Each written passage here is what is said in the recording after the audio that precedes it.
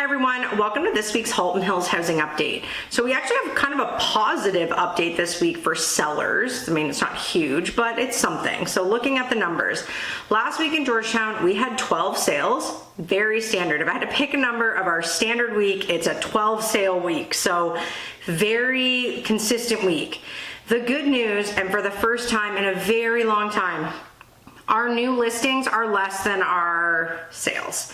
So we only had 11 new listings in Georgetown. It seems like minor, but we have had like months of just getting hammered with inventory where our sales just are not keeping up with how much inventory is coming on. So this might be like a small glimmer of hope for the last 2 weeks of August, but that happened this week, yay.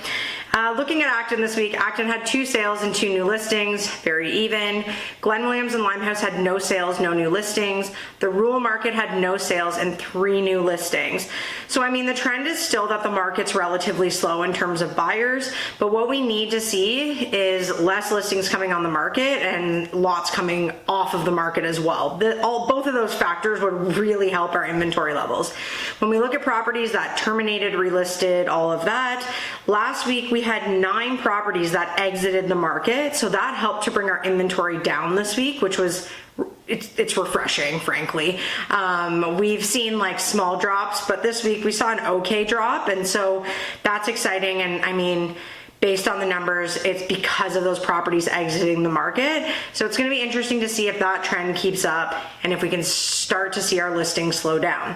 The other thing is 8 properties came off the market and relisted at a lower price. So people are still making those adjustments because frankly, the majority of properties are pretty dead in the water right now. It's not super busy, so no surprise to see lots of price changes happening.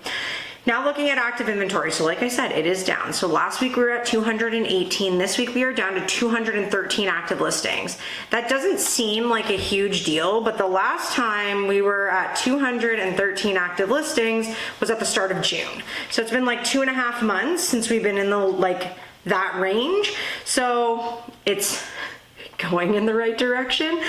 I don't think actually that it's going to continue. I mean, the virtual tour company yesterday was like slammed with bookings, and I do think that we have a lot of stuff coming in the pipeline. I'm not optimistic that the actual trend is that inventory is going down, but it is refreshing to see good amount of sales and properties coming off the market that don't need to be here. Now looking at Georgetown. Georgetown last week had 122 active listings. It is down to 120, so not a huge drop, but it's a drop and we will take it. Looking at our price points, under 800,000 went from 12 down to 10, so still sitting pretty high for those under 800.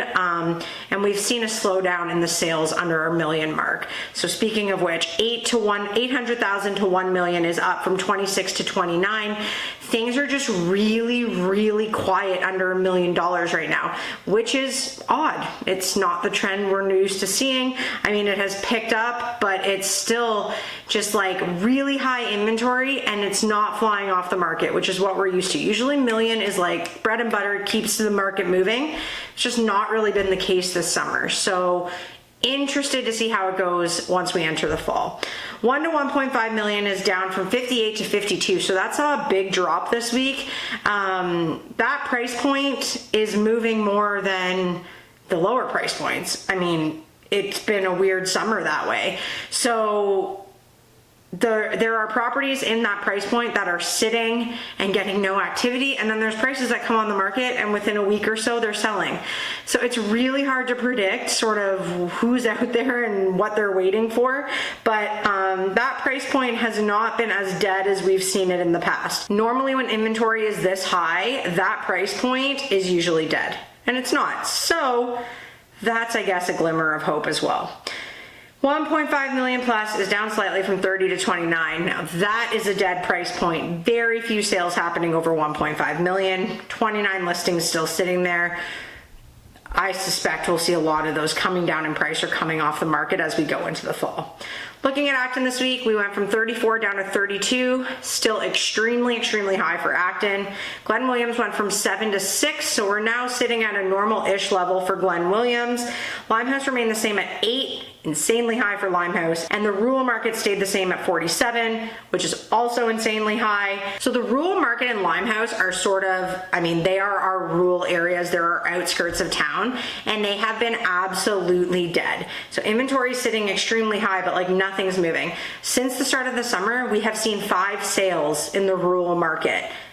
There is a ton available. So that's just not great news for the rural sellers in general, but I still think our higher stuff is moving more than I thought it would be moving. So maybe come the fall, we'll start to see things pick up in our rural areas if our inventory in town can start to soften a bit. Not holding my breath though. So that's this week's update. I would say it's better than the updates have been for most of the summer. We saw a moment of listings not just like overloading our market. That very well can shift week to week. So we're going to see what happens next week, but if we could have a couple of weeks of this kind of activity, we may get under that 200 mark, which the market feels just better when we're under 200. Once we hit 200, I'm like, oh, this is brutal. So we'll see what happens. I'll be back next week. Have a great week, everyone.